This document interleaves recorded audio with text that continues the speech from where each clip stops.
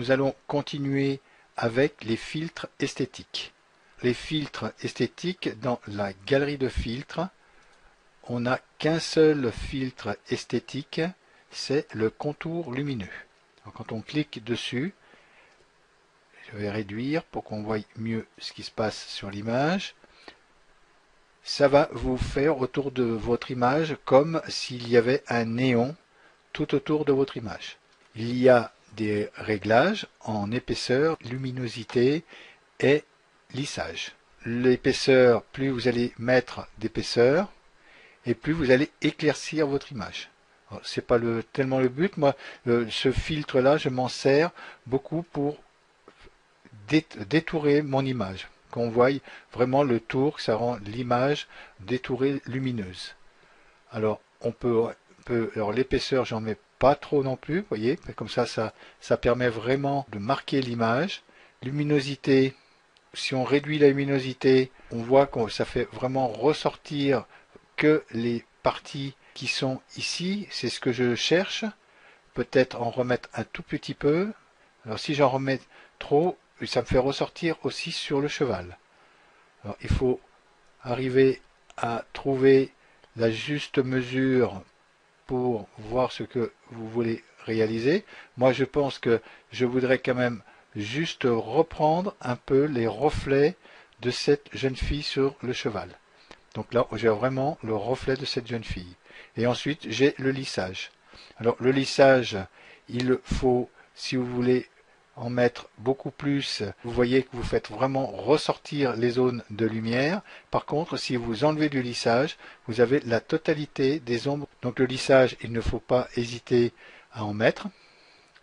Augmenter le lissage. Voilà ce que ça nous donne. Alors après, là-dessus, on pourrait éventuellement retravailler sur cette image en enlevant toutes les parties qui sont ici et derrière et en gardant que le cheval pour faire ressortir le cheval et cette jeune fille. Pour ça, il suffit de faire OK ici.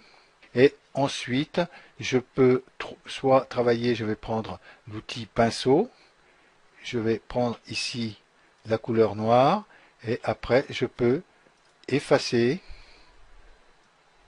toutes les parties qui ne m'intéressent pas. C'est une solution aussi. Je pourrais prendre aussi l'outil tampon. Donc là, c'est bien sûr, ça fait quand même du travail, mais c'est pour montrer ce qu'on peut faire avec ce filtre.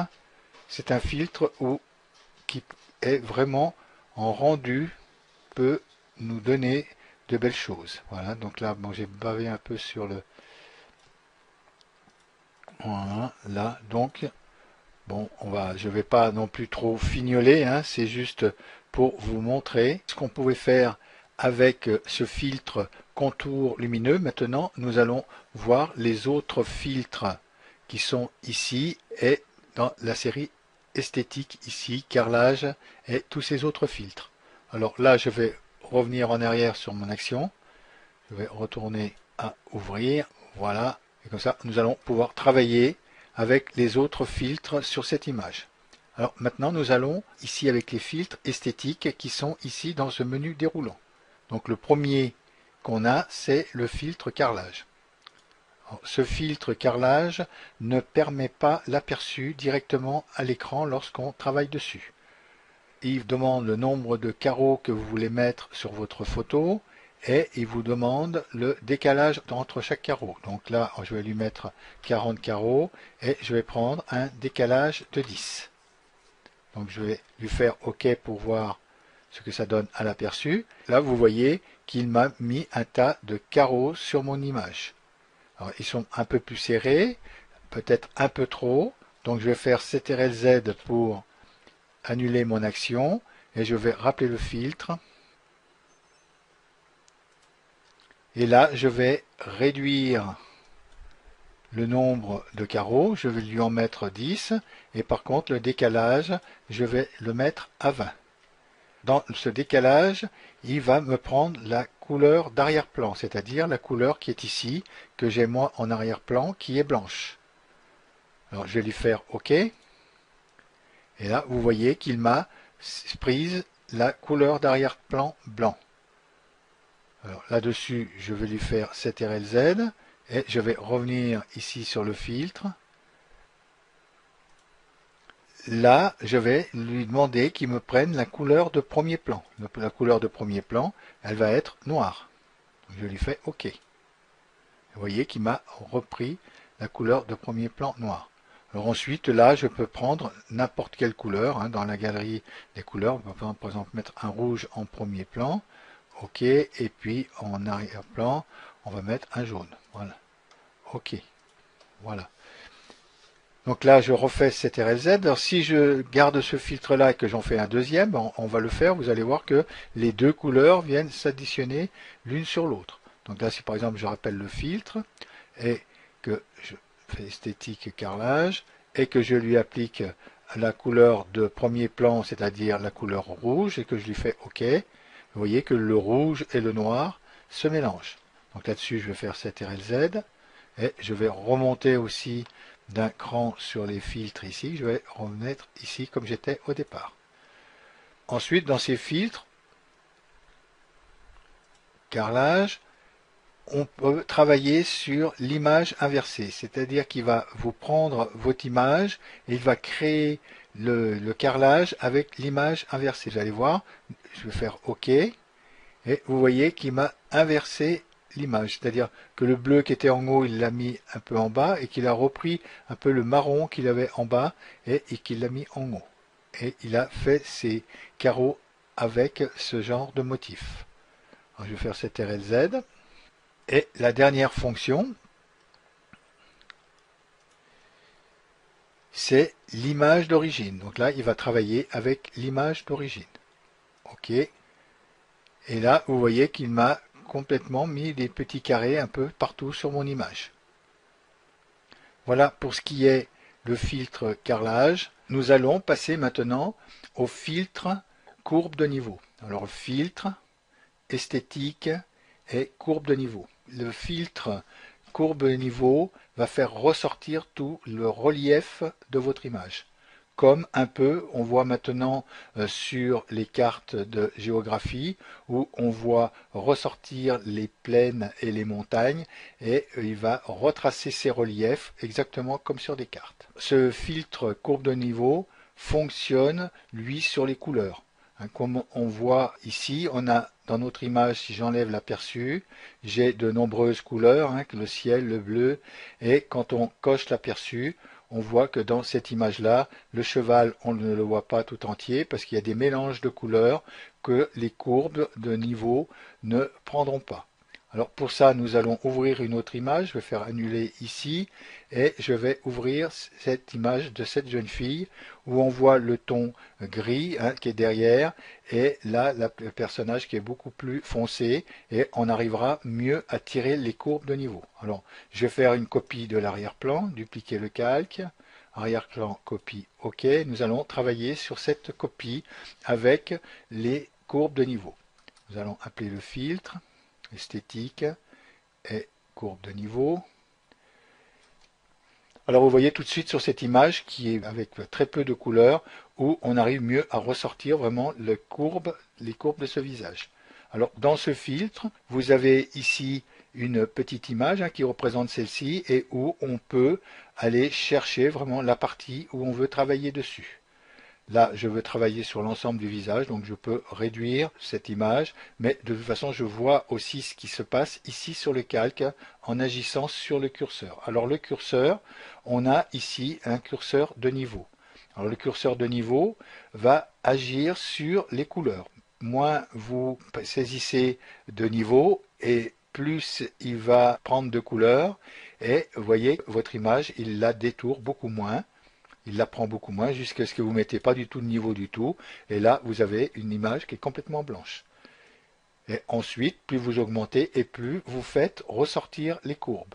Si vous augmentez trop, après il va trop prendre de courbes et on risque d'avoir plus rien du tout ou sinon d'avoir ces effets en haut où on trouve tous ces petits points et ce n'est pas le but de la sélection de ce filtre. Le but c'est de savoir la partie que vous voulez prendre réellement. Donc là moi c'est le visage et peut-être une partie du corps là. Et ensuite on peut, alors je vais réduire un peu pour vraiment avoir le visage comme je l'avais tout à l'heure. Voilà, 43, 30, entre 34 et 43 pour cette photo-là. C'est très bien, ça dépend de la photo que vous avez. Donc là, je vois que mon visage est bien sorti et je n'ai pas de reflet de couleur derrière. Alors, il travaille sur les niveaux inférieurs, c'est-à-dire les niveaux inférieurs, ici, ça trace les courbes par rapport à l'image qui est ici extérieure, par rapport au fond, hein, qui est dehors. C'est-à-dire ici, si je décoche l'aperçu, il trace les courbes par rapport à ce fond-là. Si je change, prends le niveau supérieur, il va tracer les courbes de cette image-là et qui va ramener ici. C'est le sens contraire qu'il va faire. Donc si on le fait, vous allez voir, mais il y a très peu de changements quand on a une image comme ça qui est assez simple avec deux couleurs, vraiment. Il y a très peu de changements entre inférieur et supérieur, comme vous pouvez le constater. Le niveau supérieur va vous faire ressortir un petit peu sur le front des courbes que je ne souhaite pas, donc je vais rester sur le niveau inférieur. Alors ensuite, avec ce genre de filtre, on peut lui faire par exemple OK. Donc là, j'ai accepté le filtre que je viens de faire. Et ensuite, on pourrait, par exemple, sur notre image, faire image, un réglage, et puis faire désaturation de façon à rendre toute l'image grise. Voilà, donc là, on est en noir et blanc. Donc on pourrait éventuellement travailler sur un masque, ou on pourrait aussi travailler sur le calque ici avec les calques de réglage. Là, on est au mode normal. On va essayer. On va prendre le mode obscurcir. Vous voyez qu'en mode obscurci, ce qu'on fait sortir sur l'image. Alors, il y a des modes qui sont pas mal, je crois, dans les incrustations. Voilà, donc dans les incrustations, voilà ce qu'on peut faire. Ou sinon, on peut aller dans les lumières tamisées. Vous voyez, on peut travailler dessus avec ce calque de courbe. On fait le niveau différence, où ça rend vraiment que de la lumière, ou le niveau exclusion, qui est pas mal aussi. Je vais les faire passer. Là, nous sommes soustraction. Là, nous sommes division. Et là, nous sommes en teinte. Alors là, en teinte, on a sorti en noir et blanc. C'est normal. Nous sommes là sur les couleurs. Donc, luminosité au départ. Et là, c'est le dernier effet qu'on a. Donc, il y en a un qui est pas mal. Là, c'est celui-ci, exclusion. Il est très bien. Différence aussi. Mélange normal. Lumière crue. Lumière tamisée. Incrustation aussi est très bien. Vous voyez le but de ce filtre, qui est en photo un filtre qu'on peut se servir. Et bien voilà pour ce qui est de ce filtre courbe de niveau, et nous allons maintenant parler du filtre diffusion. Alors pour ça, ben je vais revenir derrière sur mon image comme j'étais au départ. Voilà. Là, je vais dupliquer le calque et je vais appeler le filtre diffusion va vous mélanger les pixels pour réduire la netteté. Vous avez vu, ça a mélangé complètement les pixels.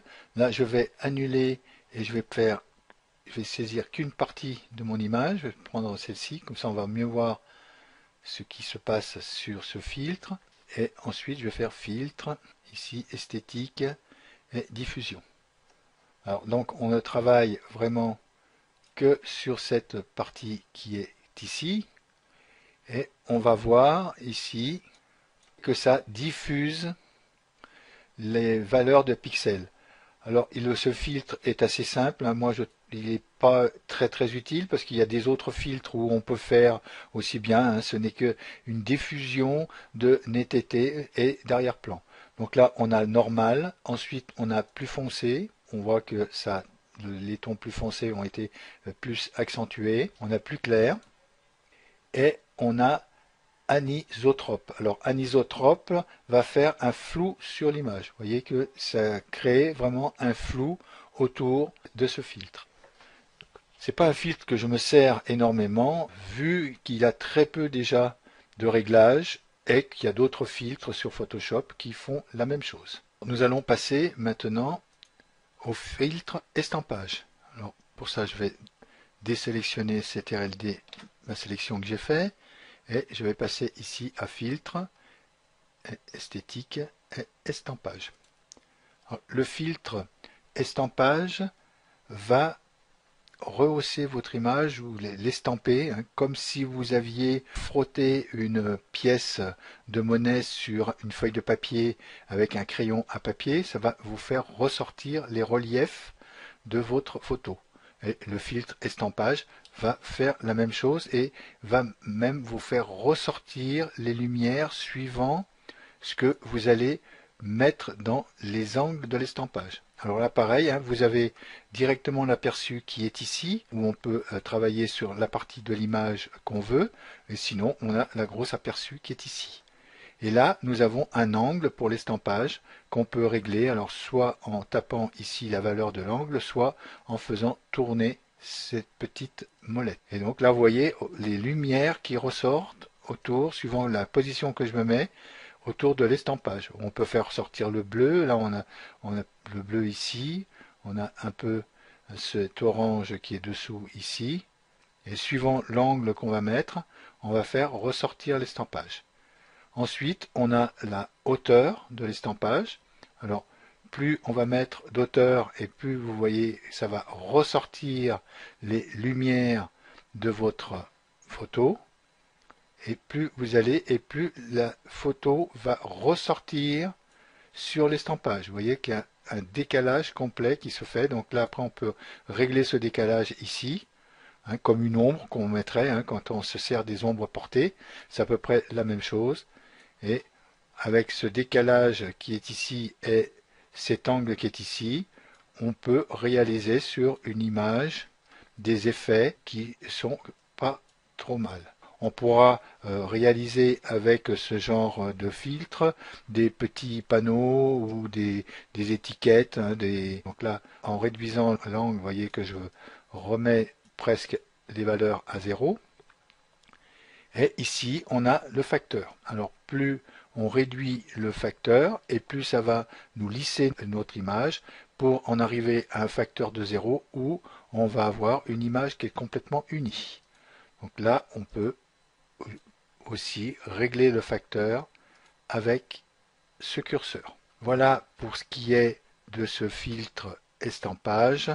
Nous allons passer au filtre extrusion. Alors, je vais faire annuler ici. Et le filtre extrusion, c'est un filtre qui va vous faire comme un effet 3D sur votre image. Alors, pour ça, nous allons travailler sur une autre image, celle-ci. Je vais dupliquer aussi le calque. Voilà. OK. Et nous allons chercher le filtre esthétique et extrusion. Alors, comme vous voyez, il peut vous donner des formes de cubes et des formes de pyramides sur votre image. Vous n'avez pas d'aperçu avec ce filtre.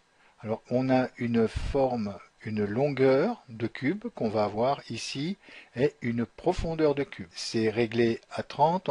Je vais les laisser comme ça et je peux en plus faire un système aléatoire ou selon la luminosité de l'image. Ensuite, on peut cliquer sur face frontale opaque ou masquer la terminaison des superflus. Nous allons prendre ce filtre tel qu'il nous vient ici et faire OK.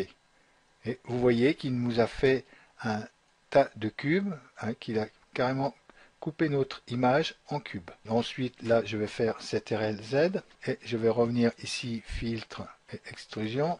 Et là, nous allons prendre en forme ici de pyramide. Je vais laisser une longueur de 30 et une profondeur de 30. Je marque OK. Et là, on voit les formes de pyramide qu'il nous a données sur notre image. Je vais faire CTRL-Z. Alors, c'est embêtant dans ces filtres ici. Chaque fois qu'on fait un essai, on est obligé de revenir si ça ne marche pas et supprimer l'effet qu'on a fait. Et ensuite, on va cocher ici selon la luminosité. Et nous allons faire un peu plus. Nous allons taper 40 pixels pour la longueur. On va le laisser à 30. Et on peut masquer les terminaisons superflues. Donc on va cliquer sur masquer les terminaisons superflues et faire OK. Là, les terminaisons superflues qu'il a masquées, c'est le pourtour, comme vous pouvez voir.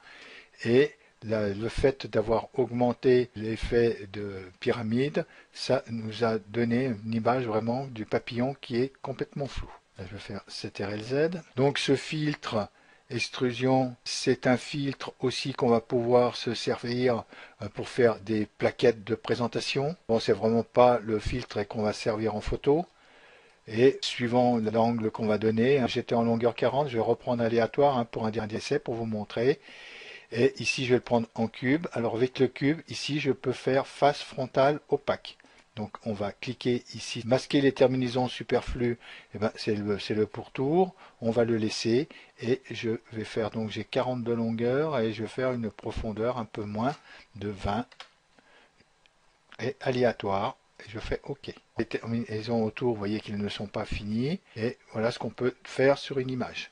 Nous allons passer maintenant au filtre solarisation. Je vais revenir et je vais rappeler mon image ici, dupliquer le calque.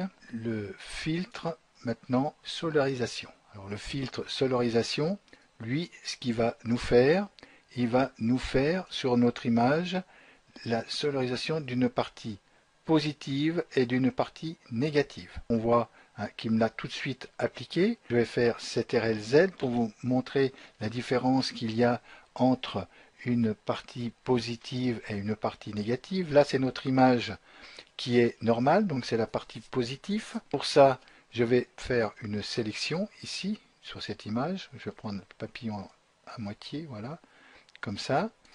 Et là, on a un réglage dans Photoshop qui est image réglage et ici négatif. Cette partie-là est négative par rapport à cette image qui est positive. Alors lui, ce filtre, eh ben, il va mélanger les deux images ensemble. Donc là, je vais refaire ici une autre sélection. Je vais additionner ici cette sélection-là, voilà. Et avec cette sélection-là, je vais appliquer le filtre esthétique et solarisation. Donc voilà ce qu'il a fait. Il a mélangé les deux images qu'il a pris ensemble. C'est un filtre qu'on va pas beaucoup se servir aussi. On pourra éventuellement faire des plaquettes pour le web ou sinon des présentations, mais c'est pas un filtre qu'on va se servir pour la photo. Maintenant, nous allons passer au filtre soufflerie. Là, je vais revenir sur mon image et là, je vais faire dupliquer le calque. Voilà. Et on va passer au filtre soufflerie. Le filtre soufflerie va vous faire comme un souffle sur votre image. Alors, on a ici, pareil, on a une présentation. Donc, l'avantage de ce filtre, c'est qu'on voit tout de suite ce qui va se passer sur l'image. Et là, quand on zoome vraiment en arrière, vous voyez que ça fait vraiment une soufflerie sur notre image. Sinon, on a un effet de rafale. Alors là, c'est vraiment une soufflerie très très fort. Ou sinon, on a un effet de zigzag. Alors, on regarde vraiment ce qui se passe ici. Je ne vais pas l'appliquer sur cette image-là. Et on a un effet dans la soufflerie de zigzag d'aller à gauche ou à droite, donc qui est le sens inversé. Voilà pour ce filtre soufflerie. Le désavantage de ce filtre là, c'est qu'on n'a pas vraiment de réglage pour diminuer la soufflerie. Quand on fait vraiment ici le premier soufflerie à gauche ou à droite, vous voyez, on n'a pas de réglage. On va s'en servir pour des plaquettes de présentation. C'est un filtre qui donne des effets à vos images, mais vraiment pas utile en photographie. Et ben, le dernier filtre dans ces filtres esthétiques, c'est le filtre tracer des contours. Donc là, je vais faire annuler et je vais fermer ça et je vais aller au filtre esthétique et tracer des contours. Vous voyez que ça m'a vraiment tracé les contours de l'image. Il n'y a aucun réglage, c'est le filtre par lui-même qui est tracé de contours. Et après, comme je suis ici en arrière-plan, je pourrais revenir ici, faire par exemple éclaircir et regarder avec les différentes densités pour réaliser des effets qui sont sur nos images. Vous voyez, cet effet-là est pas mal, et celui-ci aussi. Voilà pour ce qui était des filtres esthétiques. Maintenant, nous allons passer aux prochaines séries de filtres. Je vous remercie de m'avoir écouté et je vous dis à bientôt.